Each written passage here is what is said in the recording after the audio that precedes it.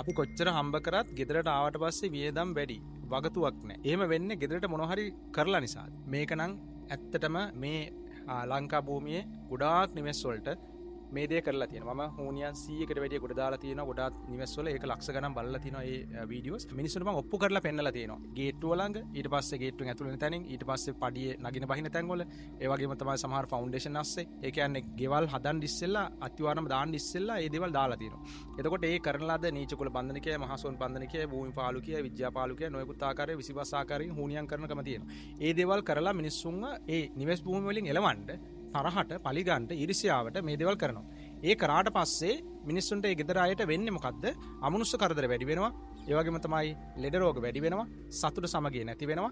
ඒ වගේම තමයි දියුණුව නැති වෙනවා. මේක එකපාර වෙන්නේ නැහැ. ක්‍රමානුකූලව සියුම් විදිහට අර පිළිකාවක් වැඩෙනවා වගේ ක්‍රමානුකූලව මේ අමනුෂ්‍ය දෝෂ වැඩි වෙලා අන්තිමට මිනිස්සුන්ට ඉඩ කන විකුණලා පාරට බහින තත්ත්වයටපත් වෙනවා. හැබැයි විකුණන්න ගියට ඊටම විකුණන්න හම්බෙන්නේ නැහැ. ගන්න දෙන මිනිස්සයා බලලා යනවා. ඊට පස්සේ ඒ ඉඩම ගන්නේ නැහැ. මොකද මේ අමනුෂ්‍ය දෝෂය, අමනුෂ්‍ය බන්ධන, යක්ෂ බන්ධන, යක්ෂ බැල්ම තියෙන නිසා. ඉතින් ඒ දේවල් නිසා ඒ ගෙදර ඉන්න මිනිස්සුන්ට එකාට එකා සමගියක් නැහැ, කා කොටා ගන්නවා, දියුණුවක් නැහැ. මේ කියන දේ හරි. ඇත්තට මේ වගේ ප්‍රශ්න වලින් මිනිස්සු ගොඩාක් දුක් විඳිනවා.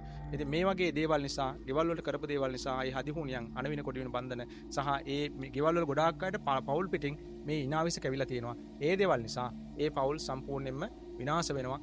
අපි ඔප්පු කරලා තියෙනවා. ඒ පවුල් ගොඩ දාලා තියෙනවා. ගොඩ දෙනෙක් මෙතනට එනවා. ඒ අමනුෂ්‍ය දෝෂ සහ ඒ අමනුෂ්‍ය බන්ධන කරලා ඒ ගෙවල් වල දෝෂ ගොඩක් තියෙන අය. ඉතින් ඒ දේවල් අයින් කරාට පස්සේ මිනිස්සුන්ට රැකියාවල් හරි ගිහිල්ලා තියෙනවා. ඒ වගේම තමයි ඒ සතුට සමගිය ඇති වෙලා තියෙනවා. අමනුෂ්‍ය කරදර නැති වෙලා තියෙනවා. ඉතින් මේ කාරණේ ඇත්ත.